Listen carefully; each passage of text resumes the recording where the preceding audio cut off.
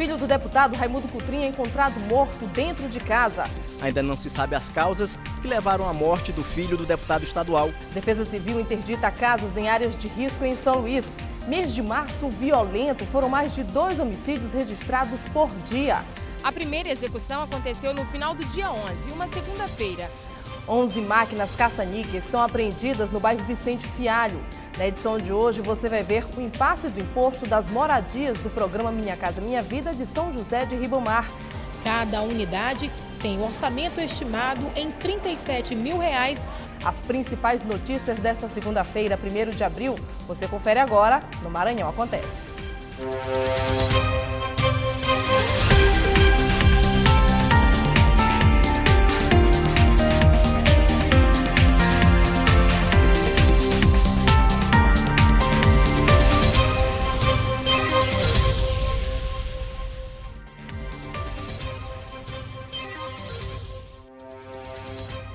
Olá, boa noite. E a edição de hoje começa com a notícia da morte do filho do deputado Raimundo Cotrim. Henrique Cotrim, de 27 anos, foi encontrado morto dentro de casa no início da tarde de hoje. Familiares e amigos de Luiz Henrique Cotrim, de 27 anos, pareciam não acreditar na morte dele. Ele é um dos filhos gêmeos do deputado estadual Raimundo Cotrim. O corpo dele foi encontrado num quarto desta casa, no bairro do Vinhais, por volta do meio-dia. Veio aí, nós estávamos almoçando, quando veio a notícia, a empregada chegou dizendo que o quarto estava fechado. E aí pediu para meu filho chamar o outro irmão dele, telefonar. Aí ele ligou para ele, o irmão dele veio, tentou chamar por ele, não atendeu. Aí resolveram chamar um chaveiro para abrir o quarto. E aí abriu o quarto, ele se encontrava já no chão. Depois que a porta do quarto foi aberta, o corpo de Luiz Henrique Cotrim foi encontrado no chão, ao lado de uma grande quantidade de saliva. Ainda não se sabe as causas que levaram à morte do filho do deputado estadual, Raimundo Cotrim. Não foi encontrado nenhum tipo de droga ilícita, apenas cerveja, uísque e uma medicação controlada. E o corpo será levado nesse momento para o IML, para exames mais aprofundados, para saber a verdadeira causa da morte. Durante toda a tarde, políticos e conhecidos da família estiveram no local prestando solidariedade. O irmão gêmeo de Luiz Henrique foi amparado por amigos quando saiu da casa. A polícia descartou a hipótese de suicídio. O estado em que foi encontrado o corpo indica que a morte teria ocorrido entre 3 e 4 da manhã. O velório está sendo realizado na Pax União do Centro. E o fim de semana foi de muita chuva na capital. A Defesa Civil registrou quase a metade de toda a chuva esperada para o mês de março, somente nos 2 últimos dias do mês. São 66 áreas apontadas como de risco na capital e foram essas áreas que mais sofreram com as chuvas. O muro de um condomínio no túnel do Sacavém caiu. O resultado foi prejuízo a moradores próximos ao local. O risco agora é de novos desabamentos. E a situação se repetiu na Vila Embratel. Vários moradores tiveram as casas invadidas pela água. O pior é que muitas dessas famílias já foram avisadas do perigo, mas como não tem para onde ir, acabam à mercê do tempo e da sorte. Em nota, a construtora Escudo informou que a queda de parte do muro do condomínio Arco Verde ocorreu por conta da construção de moradias de forma irregular próximas ao prédio. Ainda segundo a construtora, a administração do condomínio e a Caixa Econômica Federal chegaram a ser notificados para que providências fossem tomadas. E o mês de março foi violento na capital. Foram registradas quase 2 assassinatos por dia. Ao todo, foram 67 homicídios em São Luís. O mês de março registrou 67 assassinatos, 14 a mais do que o mesmo período do ano passado. Março de 2013 também teve um dos finais de semana mais violentos deste ano. Só entre os dias 23 e 24 foram registrados 13 assassinatos. Segundo o comandante do policiamento metropolitano, o policiamento foi reforçado. A gente conseguiu trabalhar mais, fez mais operações, apreendeu mais material, fizemos mais abordagens. Não conseguimos diminuir em relação ao mês de março do ano passado, de 2012, mas no caso da Semana Santa, por exemplo, nós conseguimos diminuir os homicídios em 10%, diminuímos o roubo em 27%. Então, a gente verificou aí um resultado positivo da polícia. Na verdade, o que a gente observa é que a criminalidade ela é muito dinâmica. Então, às vezes, ela se acende, desce, e a gente está atento a essas variações. Entre os 67 assassinatos, 56 foram homicídios. 5 lesões corporais, seguidas de morte, 2 latrocínios e 4 mortes em confronto com a polícia. O que chamou a atenção é que pelo menos 6 dos casos possuem características de execução, quando as vítimas são surpreendidas, sem chance de defesa. A primeira execução aconteceu no final do dia 11, uma segunda-feira. Francis Clay da Costa Alves foi assassinado com 6 tiros neste posto de combustível por 2 homens em uma motocicleta. A polícia suspeita que a motivação do crime teria sido acerto de contas, porque Francis Clay havia participado de um assassinato no dia anterior. Outros 3 casos de execução aconteceram no dia 12. O primeiro, Giovanni Costa Freire, atingido com cerca de 5 tiros, nas proximidades da Praça da Alegria, no centro da cidade. O segundo ocorreu à noite. A vítima foi Raimundo Filho dos Santos Mendes, morto com 5 tiros por volta de 8 horas no bairro de Fátima. E na mesma noite, Rafael Pinto Furtado, também no bairro de Fátima. Segundo a polícia, todas as vítimas estavam envolvidas com o tráfico de drogas. A maioria dos homicídios realmente é sob acerto de drogas. Esses casos especificamente também há forte indício de que há relacionamento com isso.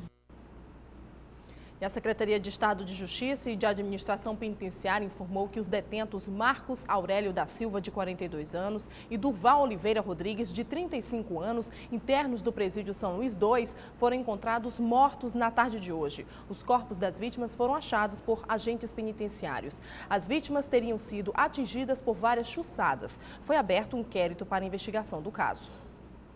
E 72 horas sem água. Essa é a situação de 73 bairros de São Luís. A adutora do sistema Italuís mais uma vez rompeu na BR-135.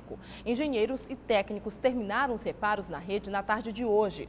O abastecimento vai ser retomado aos poucos. Mas tem gente que só vai ter água nas torneiras novamente somente dentro de 48 horas. O rompimento também contribuiu para o congestionamento já comum na volta de feriados longos na BR-135. Para se ter uma ideia da lentidão do trânsito, quem saiu de Arari por volta das 3 da tarde chegou a São Luís somente às 10 da noite. E veja a seguir dúvidas e reclamações na hora de receber as moradias do programa Minha Casa Minha Vida de São José de Ribamar. Algumas casas já foram até invadidas. A gente volta em instantes.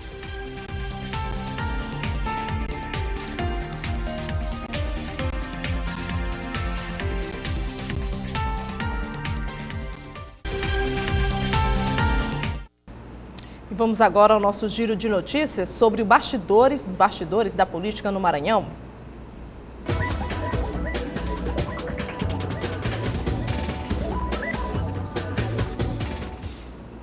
No Maranhão, novos partidos políticos pretendem disputar as eleições de 2014. Entre eles, o Partido da Mulher Brasileira, o PMB. Já na Câmara de São Luís, a sessão de hoje foi marcada por uma discussão sobre a instalação da CPI da Multicooper, que esquentou os ânimos entre os vereadores. O repórter Joelson Braga tem as informações.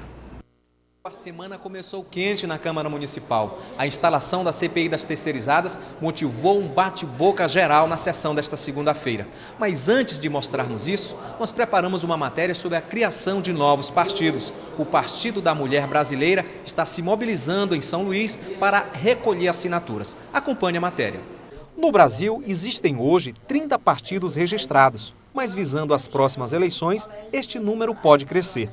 Estão em fase de gestação no país muitas legendas. Uma das mais badaladas é a Rede de Sustentabilidade da ex-senadora Marina Silva. Mas nessa esteira do novo surge também o Partido da Mulher Brasileira, o PMB. Para a presidente da Comissão Estadual da Agremiação, Efigênia Tavares, os progressos para garantir uma maior presença feminina nos lugares de decisão têm sido lentos. Em terras maranhenses, a sigla é sustentada por professores e outros funcionários públicos. O grupo vem se mobilizando para até 30 de abril conseguir assinaturas necessárias para a consolidação do partido. A gente está trabalhando com colheita de assinatura, né? No momento, a gente está nos terminais, está nos municípios, nos principais municípios, e está sendo bem aceito. Está muito bem aceito. Apesar do cargo máximo na República Brasileira ser ocupado por uma mulher, a participação feminina nas esferas do poder ainda é pequena. A tímida representação feminina no Legislativo se mantém inalterada, mesmo depois da aprovação da Lei Eleitoral de 1997, segundo a qual 30% dos postos deveriam ser ocupados pelas mulheres. Para Efigênia Tavares, o PMB vem suprir esta carência, mas vai além disto e busca ser diferente. O PMB ele vai ser o diferencial desses que estão nascendo aí, que já existe. Porque ele vem nascendo de pessoas que não têm envolvimento nenhum político, que não são políticos. Ele não tem representação política. A presidente nacional não é uma política. Então, assim, a diferença dele é essa, de pessoas comuns e entidades. Na sessão de hoje, o presidente em exercício, Astro de Ogum, fez um questionamento ao vereador Chaguinhas. Ele respondeu dizendo que a CPI das terceirizadas tinha sido leiloada.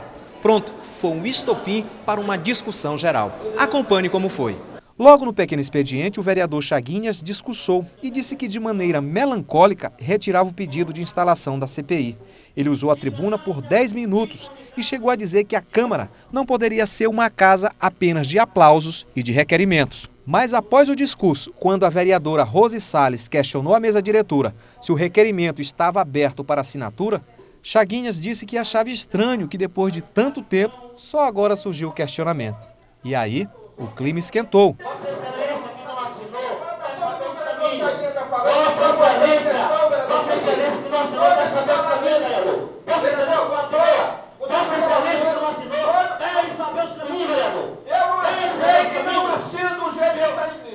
O vereador chegou a falar em leilão. Depois, explicou o que queria dizer com o termo. Se deixou 14 dias aí, então só agora as pessoas vêm dizer que não assinou por isso, por aquilo. E então eu achei que eles foram muito generosos em passar esses 14 dias e só agora dizer que não pode assinar porque a CPI é do tamanho de um botão. E aí, como ela é do tamanho de um botão e as pessoas não veem o óbvio, imagine se nós colocássemos uma CPI do tamanho de um macacão. A vereadora Rose Salles também usou a tribuna e disse que durante muito tempo defendeu os cooperados da Multicooper e que não viu Chaguinhas engrossar as fileiras desta e de outras lutas em favor dos trabalhadores. Disse ainda que a colocação do vereador sobre leilão da CPI foi infeliz. Eu acho, na verdade, lamentável o posicionamento e a declaração do vereador. Eu creio que, na verdade, o vereador deveria ter voltado um pouquinho no tempo e se posicionado assim em favor do trabalhador, como agora ele está dizendo sempre. E em São José de Ribamar, muitas dúvidas e reclamações sobre o programa Minha Casa Minha Vida. O problema é que vem sendo cobrado o imposto de transferência de bens que nem é cobrado pelo governo federal. Algumas casas chegaram a ser invadidas. Na área externa da Associação da Caixa, muita reclamação. A posse das casas populares do programa Minha Casa Minha Vida do município de São José de Ribamar ainda gera dúvidas em quem se inscreveu e foi contemplado no programa do governo federal. Eu acho que é a informação que não está sendo passada assim direto para a gente, entendeu? A dúvida é porque eles ligaram para mim falando que era para mim vir assinar o contrato. Quando eu chego aqui, aí diz que não pode assinar o contrato porque minha casa está invadida, né? Na área interna, dezenas de pessoas se organizavam para assinar os contratos de aquisição das casas. Algumas delas já foram até invadidas, o que preocupa a população. Esta balconista, que sonha há 5 anos com a casa própria e foi contemplada há 2 meses no programa, teme em não poder concretizar o desejo. Se a gente não correr atrás, eles vão ficar lá empossados, quer dizer, a gente que tem direito à nossa casa, não podemos ficar lá dentro, só os pessoal que estão invadindo a nossa casa. O medo é comum entre a maioria das pessoas que adquiriu os imóveis. A minha casa lá que eu tenho lá não está invadida, eu que estou dentro dela, que eu sou a dona, né? Eu mesmo entrei, que era para isso mesmo, para ninguém invadir. E outra dúvida que incomoda é a exigência do pagamento do Imposto de Transmissão de Bens Imóveis, ITBI, para a assinatura do contrato. O prefeito de Ribamar disse que liberou, outro disse que não liberou. Está em dúvida isso aí, porque 1.250, minha irmã, é muito dinheiro, né? Já que a casa é minha vida, não estou vendo nada disso. As unidades possuem área privativa de aproximadamente 40 metros quadrados. Cada unidade tem um orçamento estimado em R$ 37 mil, com prestações mínimas de R$ 50 mensais durante 10 anos. As casas são remanescentes do residencial Nova Terra e destinadas às famílias com renda de até 3 salários mínimos que foram construídas com recursos do Fundo de Arrendamento Residencial. 26 milhões de reais foram investidos no empreendimento. A assinatura dos contratos vai ser feita até o próximo dia 5 na Associação da Caixa, no bairro Calhau, em São Luís. E os comentários sobre política são de Raimundo Borges. Borges, boa noite. Boa noite, Daniela. Tudo bem? Pois é, 2 problemas foram levantados aí na reportagem sobre situações diferentes dos municípios que são vizinhos aqui dentro da ilha de São Luís. Em São José de Ribamar, existe um verdadeiro imbróglio sobre os conjuntos habitacionais construídos pela Caixa Econômica dentro do programa Minha Casa Minha Vida. São milhares de casas que estão na dependência da liberação ou da cobrança do ITBI. E os vereadores, o prefeito, a própria Caixa Econômica estão diretamente envolvidos na solução desse problema que é enorme. Envolve milhares e milhares de famílias que estão na dependência dessa solução, dessa cobrança do ITBI para poderem receber as moradias. E no outro lado, em São Luís, é o problema da famosa CPI proposta pelo vereador Chaguinhas para investigar a contratação de pessoal pela prefeitura.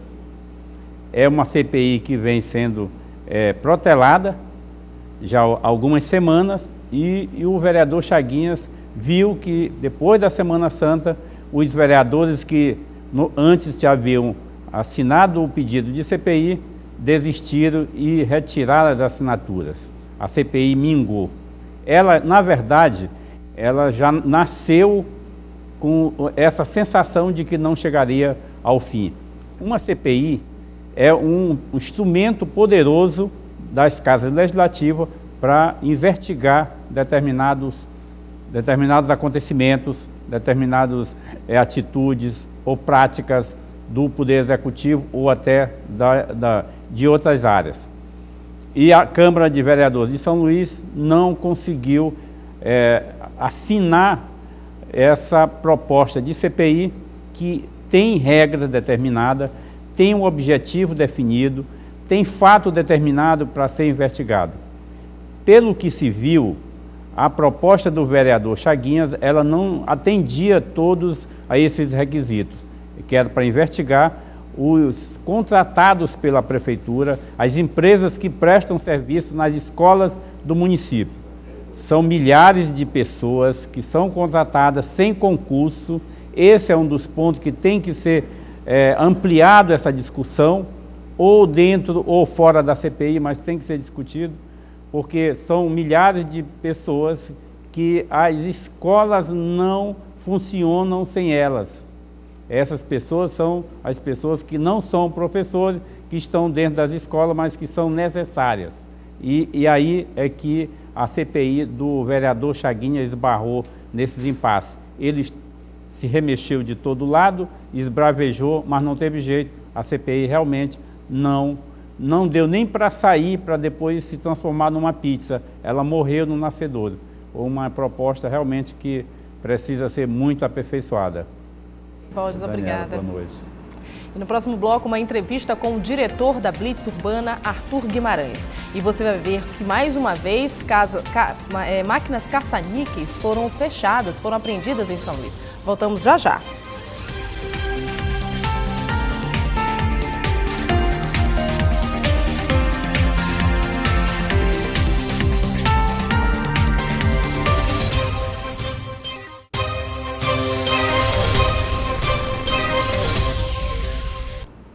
Estamos de volta e você vai ver agora a situação complicada do Conselho Estadual da Criança. A falta de manutenção do prédio histórico é visível nas paredes e no teto, o que só dificulta os trabalhos. Muitos problemas estão sendo colocados em riscos os profissionais que trabalham no local. Parte do prédio histórico está tomada pelos cupins. Paredes rachadas colocam em risco a vida de quem trabalha aqui. Além disso, faltam equipamentos e recursos humanos. Estes são os principais problemas enfrentados pelos profissionais do Conselho Estadual da Criança e do Adolescente em São Luís. O prédio está uma estrutura muito precária, né? E fomos visitar um prédio aqui na Rua do Egito, né? Um prédio que aparentemente está em perfeitas condições, mas precisa de algumas reformas. E desde fevereiro a gente está aguardando aí a reforma para poder mudar e até agora isso não aconteceu, né? A reestruturação do prédio está em discussão desde o ano passado. Um remanejamento para um imóvel alugado estava previsto para março deste ano, mas até agora não aconteceu. Como esse prédio aqui ele está sediado no centro histórico, então há uma perspectiva de reforma através do IFAM. Então a gente acredita que ele vai ser reformado e que a gente vai mudar para um outro espaço temporariamente. Com a função de deliberar políticas públicas voltadas para crianças e adolescentes do Estado, o Conselho do Maranhão tem sofrido com o descaso. Ainda segundo a presidente da instituição, o governo estadual tem deixado a desejar. Faltam políticas públicas para a educação e saúde, principalmente. Aqui no estado do Maranhão, apesar de a própria Constituição Federal dizer que criança e adolescente é prioridade absoluta, mas isso não acontece no estado. Porque para nós, ser prioridade é priorizar no orçamento, né? E você vê que as políticas para a área da infância e da juventude no estado do Maranhão, elas são muito aquém da realidade, né? E a Polícia Rodoviária Federal divulgou um balanço positivo sobre o feriado da Semana Santa no Maranhão. Houve uma redução de 50% no número de mortes nas estradas federais que cortam o estado. A Operação Semana Santa, realizada pela Polícia Rodoviária Federal nos últimos 4 dias, registrou 40 acidentes nas rodovias federais que cortam o estado. 27 pessoas ficaram feridas e 2 morreram. A redução foi de 50% no número de mortes registrado no ano passado. Em 2012, a mesma operação registrou 58 acidentes, com 38 feridos e 4 mortes. Quem decidiu voltar para a capital na tarde de domingo enfrentou congestionamento em Campo de Perizes por conta do rompimento da adutora do sistema Italuís. O trânsito ficou lento até o fim da noite de domingo. Confira agora o que acontece amanhã. Servidores do Tribunal de Contas do Estado do Maranhão realizam pela manhã uma paralisação de advertência. Os servidores cobram reajuste nos salários e no auxílio alimentação, além de mais transparência por parte do órgão. A paralisação acontece no último dia de prazo para a entrega da prestação de contas de prefeituras, câmaras municipais e outros órgãos da administração estadual. Será realizada nesta terça-feira, a partir das 9 horas da manhã, uma caminhada pela valorização à pessoa com autismo. A caminhada com saída na Rua 13 de Maio e encerramento na Praça João Lisboa, no centro de São Luís, é uma comemoração ao Dia Mundial do Autismo. Essa edição termina aqui. A gente se vê daqui a pouco no Dia News. Fique agora com Ana Tereza e o Esporte Guará News. TV Guará, diferente por natureza.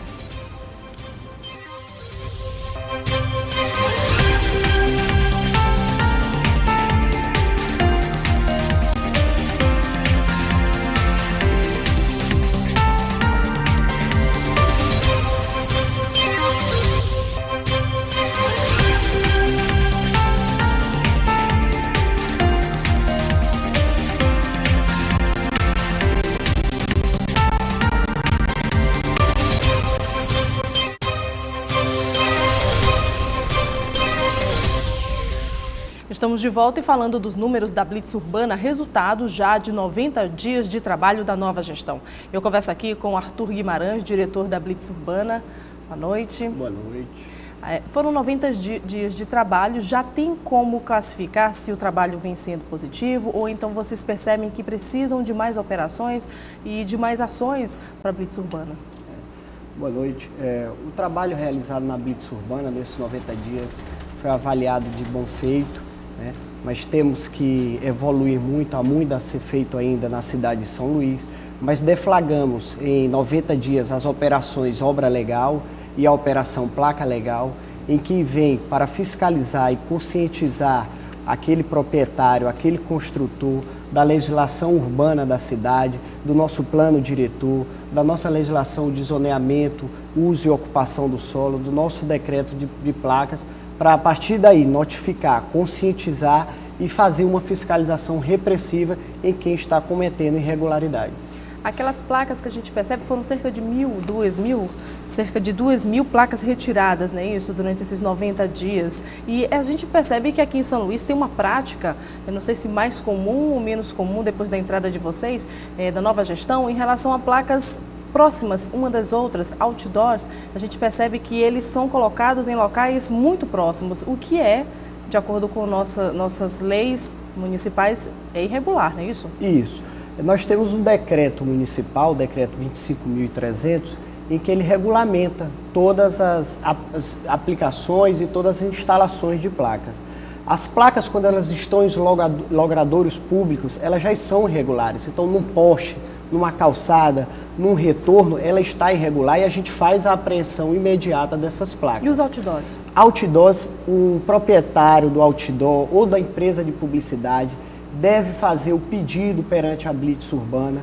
Esse pedido é avaliado e a medida está na legislação. Então, o que acontece? Nós hoje não temos os outdoors regularizados.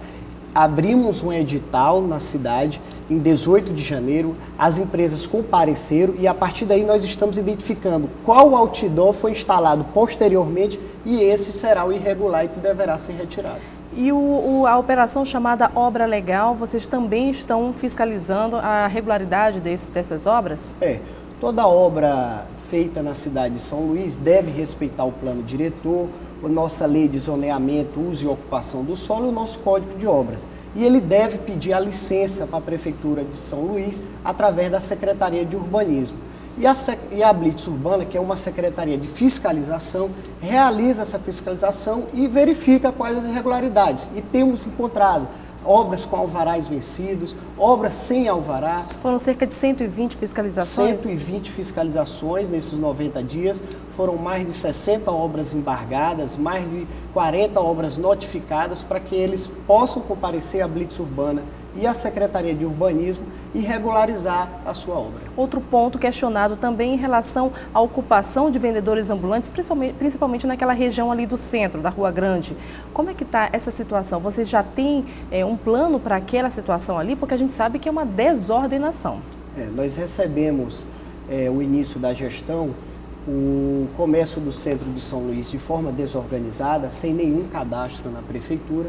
E no dia 10 de janeiro nós notificamos tanto a Associação dos Comércios Ambulantes quanto o sindicato dessa instituição e pedimos para que eles nos apresentassem um cadastro.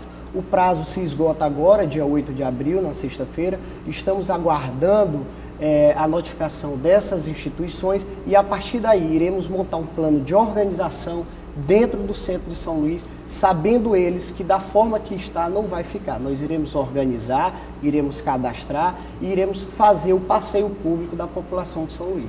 Para que as pessoas tenham noção de como vai ficar, aquelas obstruções, normalmente no cruzamento das ruas, aquilo ali vai continuar ou então vocês vão colocar um limite? O nosso pensamento é desobstruir a Rua Grande, né? A Rua Grande ela é feita para o passeio, para o consumidor. O que nós pretendemos é alargar as perpendiculares das ruas grandes, mas também desobstruí-las, porque hoje os camelões estão afetando de ponta a ponta. Então nós iremos organizar ou de um lado da calçada ou no centro da rua perpendicular, mas desde que o passeio público deve ser a principal forma de organização desse espaço. Porque a gente conversou aqui com Arthur Guimarães, ele é diretor da Blitz Urbana. Muito obrigado por sua presença aqui no Maranhão. Eu que agradeço. Obrigado. E ainda falando em irregularidade, foi fechada na manhã de hoje uma casa de bingo ilegal. Várias máquinas caça-níqueis foram apreendidas. As 11 máquinas de caça-níqueis foram apreendidas no início da tarde desta segunda-feira no bairro Vicente Fialho, após denúncias recebidas pelo Serviço de Inteligência da Polícia Militar. Durante a operação foram detidas 2 pessoas. Os suspeitos foram conduzidos para o 7º Distrito Policial do Turu e foram liberados após prestarem depoimentos por se tratar de uma contravenção de menor potencial ofensivo. Hoje pela manhã uma equipe de policiais compareceu lá no bairro Fialho, né, e conseguiu apreender essas 11 máquinas. 2 pessoas foram conduzidas aqui para a delegacia, nós fizemos o termo circunstanciado de ocorrência e esse termo será encaminhado para a justiça, essas pessoas serão chamadas em juízo para que sejam processadas na forma da lei. No local onde as máquinas foram apreendidas, encontramos as portas fechadas e, segundo moradores, ninguém sabia que ali funcionava uma casa de bingo clandestino. E onde funcionava assim, uma casa que eles cobriam o sofá, né? Depois eu vi isso aí, mas não sabia o que era, pensei até que era uma house mesmo. E a gente mostrou aqui no Maranhão acontece a situação de algumas áreas de risco depois das fortes chuvas do final de semana. Pois na área do Apaco, o que já estava ruim piorou. As imagens foram feitas hoje, cerca de 24 horas depois das chuvas. E olha só, tudo alagado, ainda alagado. É bom lembrar que há alguns dias os moradores sofreram com chuvas na região. Da última vez, os moradores receberam ajuda da Defesa Civil e outros órgãos. Receberam colchões e barracas. Os moradores pedem ajuda. A gente está nessa dificuldade aí, precisando de ajuda aí. Os pessoal falam, não diz nada.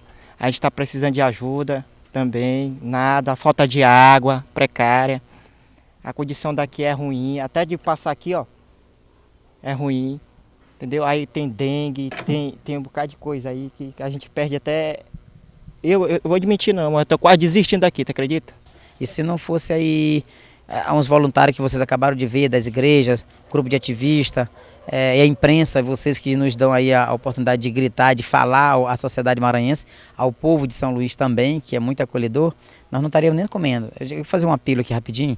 As pessoas que estiverem ouvindo, né, e assistirem essa matéria, que possam nos doar carro-pipa de água, que as pessoas estão há 3 dias sem tomar banho, sem água para fazer comida. E eu peço encarecidamente, em nome das crianças, das mulheres, tá, da comunidade que estão nessa situação de desabrigado, que possa nos atender o apelo desse caminhão-pipa d'água aí, entendeu? No próximo bloco, Polícia Rodoviária Federal divulga balanço positivo sobre o feriado da Semana Santa. A gente volta em instantes.